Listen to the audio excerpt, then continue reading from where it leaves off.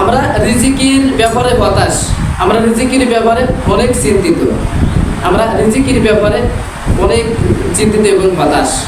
এই হতাশা হওয়ার কারণ হচ্ছে আমরা আমল করি না, আমাদের ভিতরে আমল না থাকার কারণে, আমরা বেঈমান হওয়ার কারণে আমাদের ভিতরে আল্লাহর উপরে আমাদের তাওয়াক্কাল নেই, আল্লাহ তাআলার উপরে আমাদের ভরসা নেই, এবং আমরা কীভাবে রিজিক পাবো আমাদের রিজিকের ব্যাপারে আমরা অনেক টেনশন করে চিন্তা করি এবং অনেক পেরেশানি হয়ে যায়। আর আল্লাহ রাসূল বলছেন যে রিজিক বাড়বেই এরকম 3টা কাজ তোমরা করবা। কিন্তু আমাদের রিজিক বাড়ানোর জন্য যেসব আমলগুলি আছে এই আমলগুলি আমাদেরকে বেশি বেশি করে করতে হবে। তো রাসূল পাক সাল্লাল্লাহু আলাইহি ওয়াসাল্লাম বলছেন যে তোমরা যদি রিজিক বাড়াতে চাও, রিজিক যদি বৃদ্ধি করতে চাও, আমরা এখানে রিজিক বলতে শুধু খাদ্যই বুঝি। রিজিক বলতে আমাদেরকে সুস্থতা, রিজিক বলতে আমাদের টাকা পয়সা, রিজিক বলতে আমাদেরকে খাদ্য, রিজিক বলতে আমাদের খেত খাবার, রিজিক বলতে আমাদের পরিবার, সবই রিজিক। এই রিজিকটা আমাদেরকে বৃদ্ধি করার জন্য এবং রিজিকটা আমাদেরকে বাড়ানোর জন্য, আমাদের রিজিক যাতে সংকটে না পড়ে, রিজিকই যাতে অভাবে না পড়ে যায়, রিজিক নিয়ে যাতে আমরা টেনশন না করি, রিজিক নিয়ে যেন আমরা হতাশা না হই, আল্লাহর উপরে তাওয়াক্কাল করে এই 3টা আমল আমরা করবো যাতে আল্লাহ তাআলা আমাদেরকে রিজিক বাড়ায় দেন। এখন 1 নম্বর রাসূল পাক সাল্লাল্লাহু আলাইহি সাল্লাম বলছেন যে প্রতিদিন সকালে লা হাওলা ওয়ালা কুওয়াতা ইল্লা বিল্লাহ 100 বার পড়ো।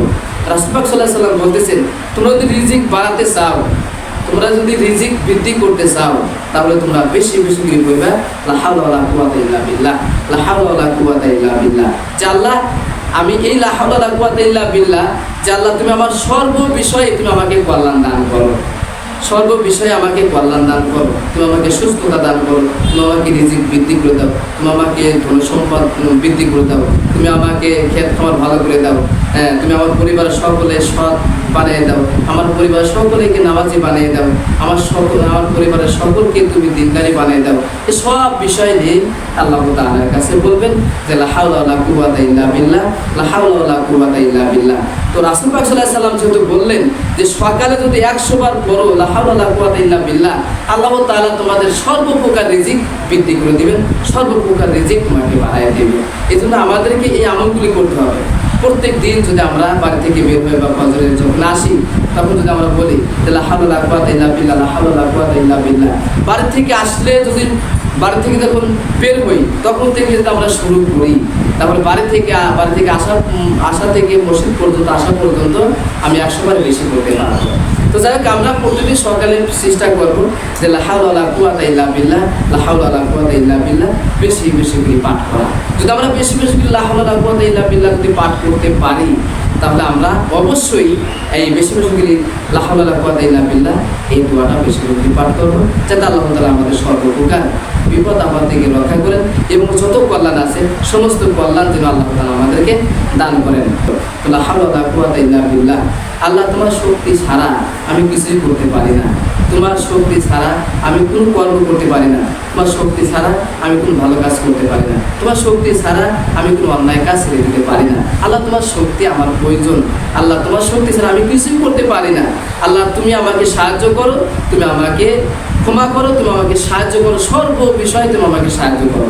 লা হাওলা ওয়ালা কুওয়াতা ইল্লা বিল্লাহ, সর্ব বিষয় নিয়ে তুমি আমাকে, সর্ব বিষয়ে আমি তোমার কাছে সাহায্য চাই, তোমার কাছে আমি প্রার্থনা করি, তুমি আমার যা যা প্রয়োজন তুমি লা হাওলা ওয়ালা কুওয়াতা ইল্লা বিল্লাহ এর বদলে তুমি আমাকে দান করো। তো 1 নম্বর গেল। রাসূল পাক সাল্লাল্লাহু আলাইহি সাল্লাম বলছেন যদি তোমরা রিজিক বৃদ্ধি করতে চাও, তাহলে তোমরা ফজরের যে 2 রাকাত সুন্নাত নামাজ আছে এটা কখনোই তোমরা ছাড়বে না। এই ফজরের যে 2 রাকাত নামাজ এটা যে কত গুরুত্বপূর্ণ, এই ফজরের 2 রাকাত নামাজ, ফজরের যে 2 রাকাত সুন্নাত আছে, এই 2 রাকাত সুন্নাত যে কত দামি, কত যে মূল্যবান আমরা আসলে বুঝতে পারি না।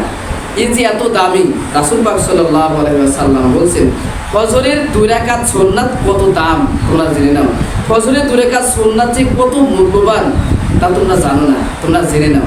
রাসূল পাক সাল্লাল্লাহু আলাইহি ওয়াসাল্লাম বলছেন দুনিয়ার সব সম্পদ থেকে উত্তম হচ্ছে এই 2 রাকাত সুন্নাত। সুবহানাল্লাহ। মানে আকাশ আর জমিনের মাঝে আকাশ আর জমিনের মাঝে যা কিছু আছে সমস্ত কিছু চাইতে দামি হচ্ছে এই ফজরের 2 রাকাত সুন্নাত। সুবহানাল্লাহ। রাসূল পাক সাল্লাল্লাহু আলাইহি সাল্লামের কাছে জিজ্ঞাসা করলো যে এই সুন্নাতের মূল্য, সুন্নাতের দাম যদি এত হয় তাহলে এই ফজরের যে 2 রাকাত ফরজ এর মূল্য কত, দাম কত? রাসূল পাক সাল্লাল্লাহু আলাইহি ওয়াসাল্লাম বললেন সুন্নাত হচ্ছে আমার, আমি আমারটা বলে দিলাম। তো আমার সুন্নাতের মূল্য যদি এত হয় তাহলে ফরজের মূল্যটা কত? তাহলে তোমরা বুঝে নাও যে ফরজের মূল্য আবার কত। সুবহানাল্লাহ।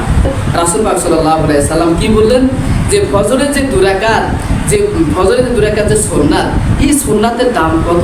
পৃথিবীর ভিতরে যা আছে সমস্ত সম্পদের চাইতে, সব কিছু চাইতে, আকাশ আর জমিনের মাঝখানে যা আছে সব কিছু চাইতে দাম হচ্ছে এই ফজরের 2 রাকাত সুন্নাত। সুবহানাল্লাহ। এই ফজরের 2 রাকাত সুন্নাত কখনো অবহেলা করা যাবে না এবং ছেড়ে দেওয়া যাবে না। তো সুন্নাত যদি এত দামি হয় তাহলে ফজরের যে 2 রাকাত ফরজ আছে, তাহলে এই ফজরের যে 2 রাকাত ফরজ, এই ফরজের কত দাম, এই ফরজের কত মূল্য, এটা আপনাকে চিন্তা ভাবনা করতে হবে যে সুন্নাতের দাম যদি এত হয় তাহলে ফরজের দামটা কত। এই জন্য আমরা কখনোই এই নামাজগুলি ছেড়ে দেবো না, বিশেষ করে ফজরের নামাজটা। তারপরে রাসূল পাক সাল্লাল্লাহু আলাইহি ওয়াসাল্লাম বলছেন যে তোমরা যদি রিজিক বাড়াতে চাও, যদি রিজিক যদি বৃদ্ধি করতে চাও, তোমাদের শরীরে সুস্থতা যদি আনতে চাও, তোমাদের পরিবারে যদি শান্তি আনতে চাও, তোমার সংসারে যদি শান্তি আনতে চাও, বা তুমি সমাজের ভিতরে শান্তি আনতে চাও, তাহলে তুমি বেশি বেশি করে নিয়মিত সদকা করবা, দান করবা। সুবহানাল্লাহ। এখানে দানের কথা বলা হয়েছে যে তোমরা বেশি বেশি করে দান করো।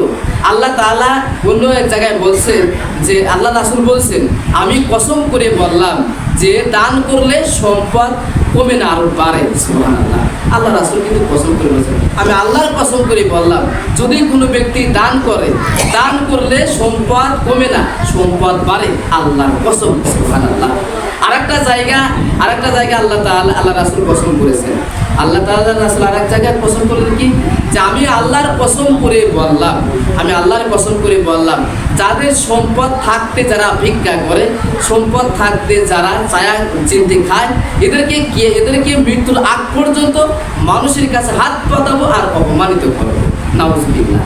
এটা অনেকেই কিন্তু আছে, সম্পদ থাকা সত্ত্বেও, সামর্থ্য থাকা সত্ত্বেও সে গোপনে বা অন্য কোনো অ্যাঙ্গেলে সে ভিক্ষা করতেছে বা মানুষের কাছে চা নিতেছে, এরকমভাবে সে খাচ্ছে। এই জন্য রাসূল পাক সাল্লাল্লাহু আলাইহি সাল্লাম বলছেন আল্লাহর কসম যে দান করলে, সদকা করলে সম্পদ কমে না, সম্পদ বাড়ে। এই জন্য দেখবে যারা নিয়মিত দান করে, যারা নিয়মিত সদকা করে, গরিব মিসকিনদের সাহায্য করে এবং যারা অসহায়ত্ব যেসব ব্যক্তিরা আছে তাদেরকে পাশে দাঁড়ায়, সহযোগিতা করে, এরা দেখবেন এদেরকে সম্পদ বাড়তেই থাকে। কারণ আল্লাহ তাআলা রাসূল বলছেন আল্লাহর কসম যারা দান করবে এদের সম্পদ কমে না, এদের সম্পদ আরো বাড়ে, আল্লাহর কসম। সুবহানাল্লাহ। আর যারা সামর্থ্য থাকা সত্ত্বেও হাত পাতে, সামর্থ্য থাকা সত্ত্বেও অন্য মানুষের কাছ থেকে চা চিনতে খায়, ভিক্ষা করে বা জোর জুলুম করে খায়, এদেরকে মৃত্যুর আগ পর্যন্ত আল্লাহ তাআলা অপমানিতের উপরে রাখবেন এবং এদেরকে আল্লাহ তাআলা মৃত্যুর আগ পর্যন্ত হাত পাতাতেই থাকবে। এটা তাদের থেকে আমি বন্ধ করবো না। এটা কিন্তু আল্লাহ তাআলা রাসূলের কথা যে আল্লাহর কসম। এজন্য আমরা কি করব? বেশি বেশি করে আমরা দান সদকা করব। আপনার যা আছে ওর থেকে আপনি দান করবেন। রাসূল পাক সাল্লাল্লাহু আলাইহি ওয়াসাল্লাম বলছেন যে তোমরা বেশি বেশি করে দান সদকা করো, তাহলে তোমাদের সম্পদ বাড়বে। তো এক সাহাবী, গরিব সাহাবী আসে বলি, ইয়া রাসূলুল্লাহ আমি তো আজ কয়েকদিন না খায় আছি, আমি এমন অভাব অনটনে আছি, আমার চুলায় কোনো আগুন জ্বলতেছে না, আমার ছেলে মেয়েদের নিয়ে খুব কষ্টে আছি, ইয়া রাসূলুল্লাহ আমি খুব অভাবে আছি, আমার জন্য একটু দোয়া করেন যাতে আমার সম্পদ বাড়ে। রাসূল পাক সাল্লাল্লাহু আলাইহি সাল্লাম বলেন আমার চাইতে অভাব কি মদিনাতে আর কেউ আছে? আমার চাইতেও কি অভাবে আর কেউ আছে? আমি তো মনে করি যে আমার চাইতে অভাব আর এই মদিনাতে আর কেউ নাই। সুবহানাল্লাহ। কি মানুষ! যিনি ছিলেন একজন বাদশাহ, যিনি ছিলেন একজন প্রেসিডেন্ট, যিনি ছিলেন একজন শাসক, যিনি ছিলেন একজন পৃথিবী পরিচালনা করত, সেই ব্যক্তি বলে যে মদিনাতে আমার চাইতে গরিব মানুষ, আমার চাইতে অভাবী লোক আর এই মদিনাতে আছে। আল্লাহু আকবার। এই তো নেতা, এই তো মহান মানুষ। আল্লাহু আকবার, সেই মানুষটা কিন্তু মদিনায় শুয়ে আছেন। এই জন্য সেই রাসূল পাক সাল্লাল্লাহু আলাইহি সাল্লাম বলছেন, তোমরা দানটা বেশি করে বাড়ায় দিবা, দেখবা তোমাদের সংসার থেকে অভাব অনটন আস্তে আস্তে দূর হয়ে যাবে। তোমরা দান সদকাটা বেশি বেশি করে বাড়ায় দিবা, তোমার পরিবারের যে অশান্তিগুলি আছে এই অশান্তি আল্লাহ তাআলা আস্তে আস্তে দূর করে দিবেন। তোমার পরিবারের যে অশান্তি রোগ ব্যাধি আছে এটা তোমরা দান সদকা বেশি বেশি করে করবে, দেখবা তোমার এই তোমার যে দুঃখ কষ্ট রোগ ব্যাধি এটা আল্লাহ তাআলা দূর করে দিবেন। তোমার বিপদ তোমাকে বিপদ লেগেই থাকে, তোমাকে বিপদ লেগেই থাকে, তোমার মুসিবত লেগেই থাকে। তুমি বেশি বেশি করে দান সদকা করো, দেখবা তোমার এই বিপদগুলো আস্তে আস্তে কেটে যাবে। তোমার মুসিবত লেগেই থাকে, তোমার মুসিবত লেগেই থাকে, তুমি বেশি বেশি করে দান সদকা করো, দেখবা তোমার এই মুসিবতগুলো আস্তে আস্তে কেটে যাবে। তোমার অসহায়তা যাচ্ছে না, তুমি আল্লাহর রাস্তায় অল্প অল্প তুমি দান করো, তুমি নিয়মিত তুমি দান করে থাকো, সদকা করতে থাকো, দেখবে তোমার আল্লাহ তাআলা অসহায়তা দূর করে দিবেন। এবং তোমার পরিবারের ছেলেমেয়েরা কথা শোনে না, তোমার ছেলেমেয়েরা তোমার পরিবারে যারা তোমার আন্ডারে যারা আছে এই ছেলেমেয়েরা কথা শোনে না, তুমি বেশি বেশি দান সদকা করো আর আল্লাহর কাছে বলো যে আল্লাহ আমি যে দানটা করলাম আমার এই ছেলেমেয়েগুলো আমার করতে পারে না, এই ছেলেমেয়েগুলো আমি আত্মীয় নিয়ে আসতে পারি না, এদেরকে তুমি হিদায়াত দান করো এবং এদেরকে তুমি বুঝ দান করো, যাতে এরা ইমানদার হয়, এরা আমার পরিবার নিয়ে যাতে আমি শান্তিতে বসবাস করতে পারি এবং ইসলামিক পরিবার যাতে হয়। তাহলে আমাদের কি করতে হবে?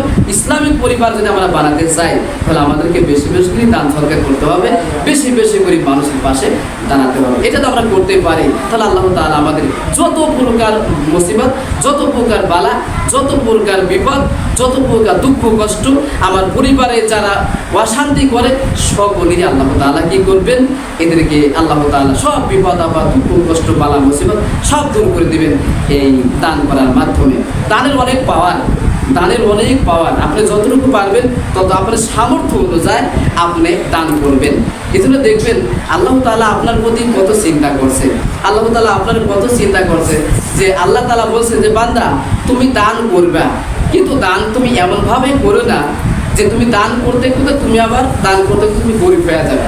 মানে তুমি এমনভাবে দান করো না যে তোমার আবার মানুষের কাছে হাত পাতা লাগবে, এরকম দান তোমার করার প্রয়োজন নাই। তোমার ব্যালেন্স, তোমার যে টাকা পয়সা আছে, তোমার যে সামর্থ্য আছে, এই সামর্থ্যর মধ্য থেকে তুমি নিয়মিত দান করে যাও। কিন্তু তুমি এমন দান করো না যে তুমি আবার মানুষের কাছে হাত পাতা লাগবে, এরকম দান করার কোনো প্রয়োজন নেই। তোমার যতটুকু আছে অতটুকুর ভিতর থেকে তুমি সামর্থ্য অনুযায়ী নিয়মিত তুমি দান করো। এটা আমি আল্লাহ তাআলা তোমাকে কি করবো? কল্যাণ দান করবো, ইহসান করবো, তোমাকে আমি ভালোবাসবো এবং তোমার আমি সব কিছু বৃদ্ধি করে দেবো। তোমার সমস্ত বালা মুসিবত, দুঃখ কষ্ট, রোগ ব্যাধি আমি সব দূর করে দেবো। এই জন্য আমাদেরকে এই কাজগুলি করতে হবে। তো যাই হোক, আমরা যাতে বেশি বেশি করে আমরা দান সদকা করতে পারি এবং এই আমলটা যাতে আমরা বেশি বেশি করতে পারি, এটা আল্লাহ তাআলা আমাদের তৌফিক দান করেন। সকলে আমিন।